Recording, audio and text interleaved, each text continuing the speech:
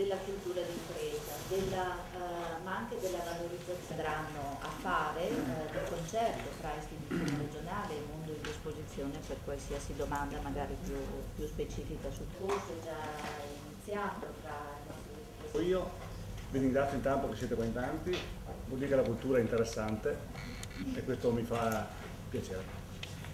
Io ringrazio il Presidente Tomat in maniera non formale.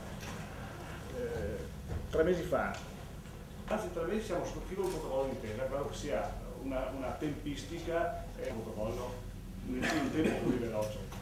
Delibera di giunta del 30 dicembre, quindi dopo 2 mesi. Ma già un gruppo di... Intanto siamo laboratorio nazionale per questa iniziativa e per la prima volta abbiamo già cominciato a lavorare e già il gruppo di lavoro ha ipotizzato di fare un sito dedicato proprio alla cultura d'impresa, perché facciamo un sistema rete, una cultura del mecenatismo. Perché la vostra presenza molto numerosa è una testimonianza appunto dell'importanza di questo evento. Come ragazzi, Antonio Cardone, che sono stati in prima fila schierati sulla, come diceva il vicepresidente Zozzato, ci occupiamo di questo territorio per le competenze che abbiamo.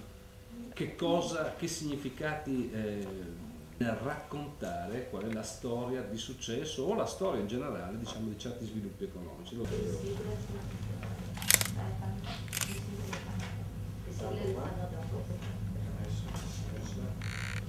Uno solo documento più di uno? Sono 3 copie.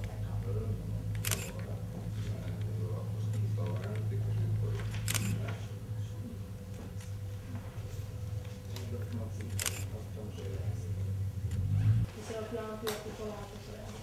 Ma devo dire che intanto è già inserito, cioè noi non abbiamo... Nel senso che francamente io non ho capito se in questo processo è la regione... Imprese per la cultura in qualche modo ci siamo anche noi e ci siamo sempre. Aveva di fatto scelto il Veneto come laboratorio per